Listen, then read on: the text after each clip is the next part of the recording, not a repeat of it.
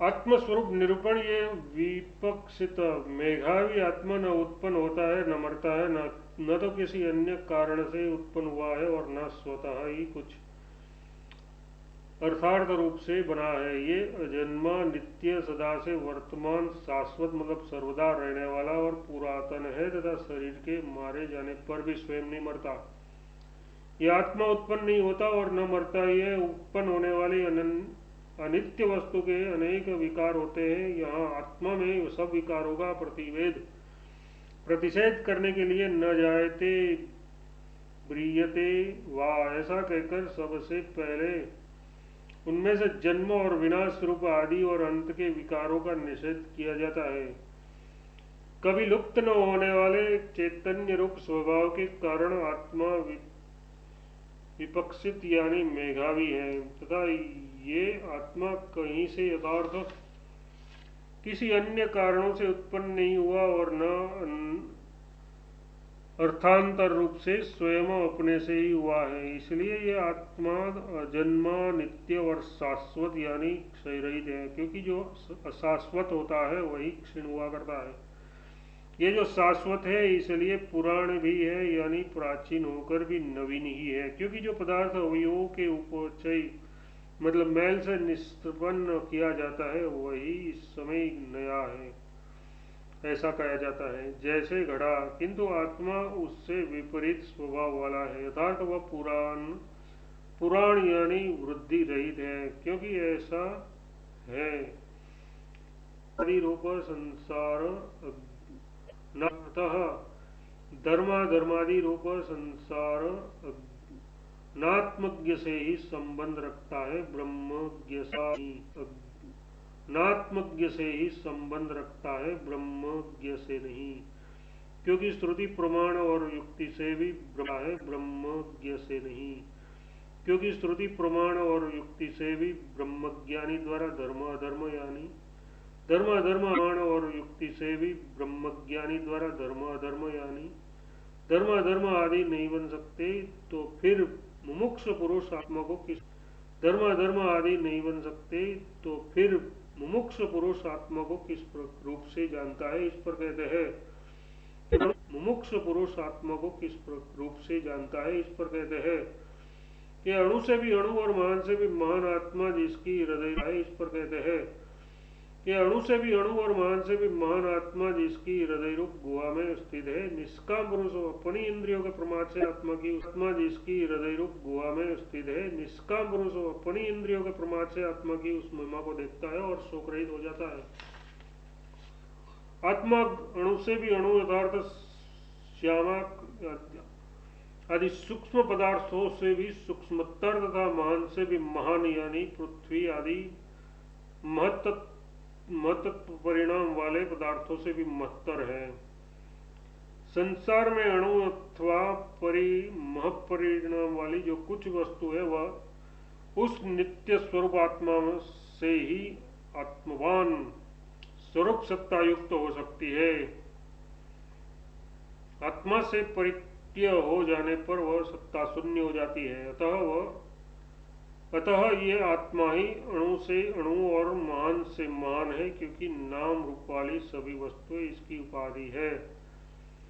वह आत्मा ही ब्रह्मा से लेकर तब पर्यंत इस संपूर्ण प्राणी समुदाय की गुहा हृदय में निहित है, यथार्थ अंतरात्म रूप से स्थित है। देखना, सुनना, मनन करना और जानना ये जिसके लिंग है, उस आत्मा को अक्रतु निष्काम पुरुष यथार्थ जिसकी बुद्धि दृष्ट और अदृश्य बाह्य विषयों से उपृत हो गई है, क्योंकि जिस समय ऐसी स्थिति होती है उस समय मन आदि इंद्रिया जो कि शरीर को धारण करने के कारण धातु कहलाती है, प्रसन्न होती है। सो इन धातुओं के प्रमाद से वह अपने आत्मा की कर्म निमित्तक वृद्धि और क्षय से रहित महिमा को देखता है। यथार्थ इस बात को साक्षात जानता है कि मैं ये हूँ, ऐसा जानकर फिर वह शोक रहित हो जाता है। अन्यथा सकाम प्राकृत पुरुषों के लिए ये आत्मा बड़ा दुर्विज्ञ है, क्योंकि वह स्थित हुआ भी दूर तक जाता है, शयन करता हुआ भी सब ओर पहुंचता है। मद मतलब हर्ष से युक्त और मद से रहित उस देव को भला मेरे सिवा और कौन जान सकता है।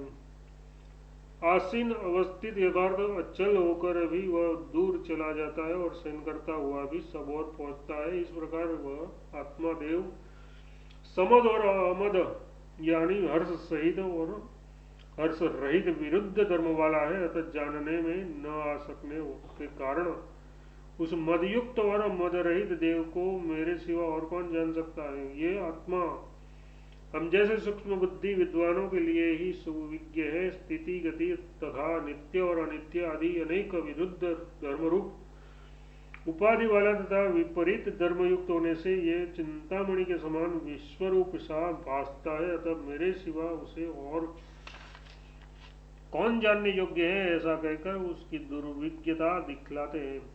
इंद्रियों का शांत हो जाना शयन है। शयन करने वाला पुरुष का इंद्रिय जनित एक देश संबंधी विज्ञान शांत हो जाता है।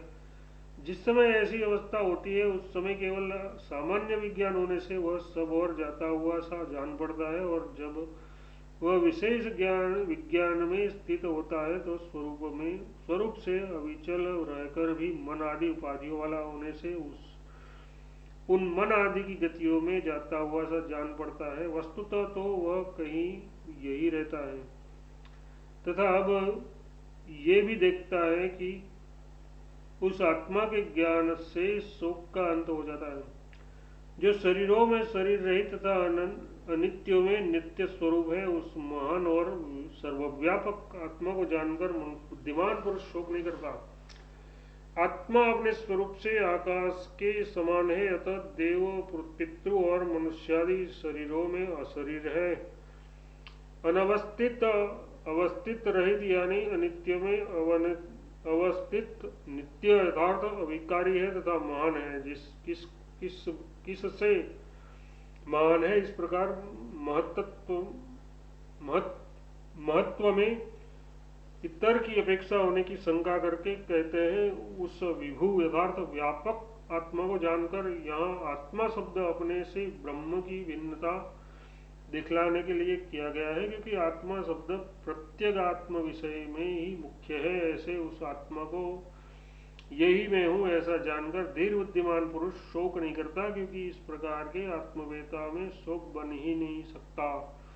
यद्यपि यह आत्मा दुर्विज्ञ है तो भी उपाय करने से तो सुविज्ञ ही है।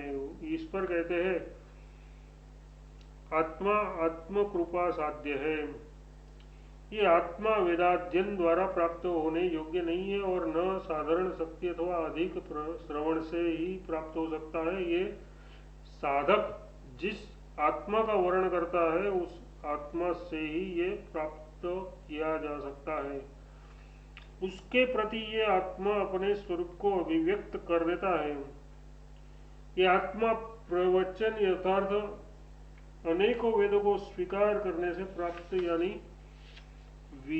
विदित होने योग्य नहीं है। न मेघा यानी ग्रंथार्थ धारण की शक्ति से ही जाना जा सकता है और न केवल बहुत सा श्रवण करने से ही। तो किस प्रकार प्राप्त किया जा सकता है, इस पर कहते हैं ये साधक जिस अपने आत्मा का वर्णन प्रार्थना करता है उस वर्णन करने वाले आत्मा द्वारा ये आत्मा स्वयं ही प्राप्त किया जाता है, अर्थात उससे ही ये ऐसा है, इस प्रकार जाना जाता है। ये तात्पर्य है कि केवल आत्मलाभ के लिए ही प्रार्थना करने वाले निष्काम पुरुष को आत्मा के द्वारा ही आत्मा की उपलब्धि होती है।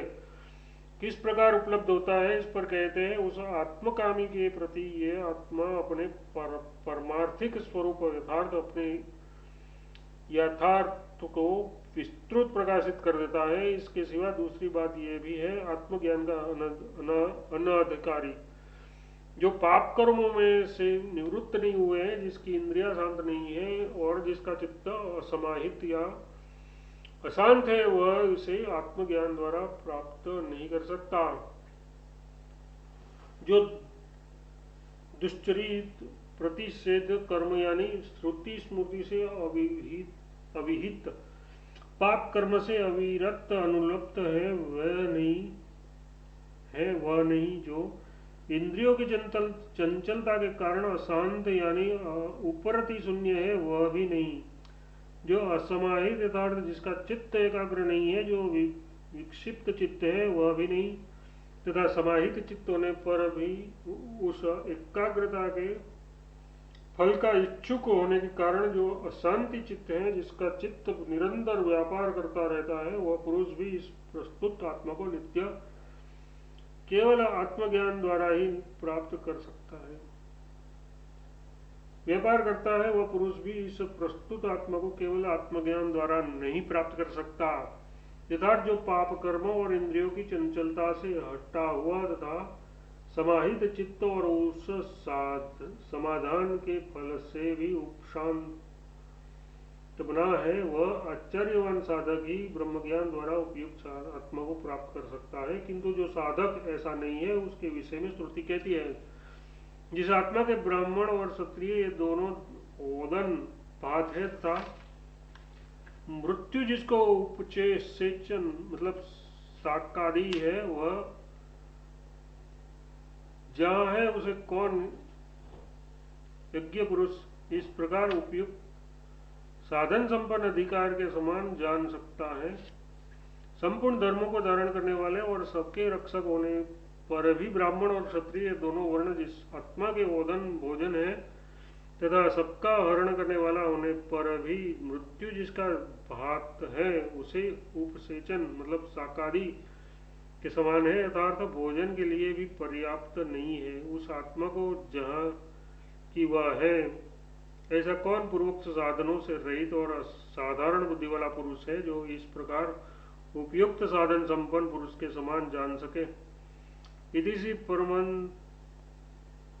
श्रीमद परमहंस परिव्राजाचार्य गोविंद भगवत पूज्य पाद श्री श्रीमदाचार्य श्री शंकर भगवतः प्रोक्तो कठोपनिषद भाष्ये प्रथम अध्याय द्वितीय वल्ली भाष्य समाप्तम।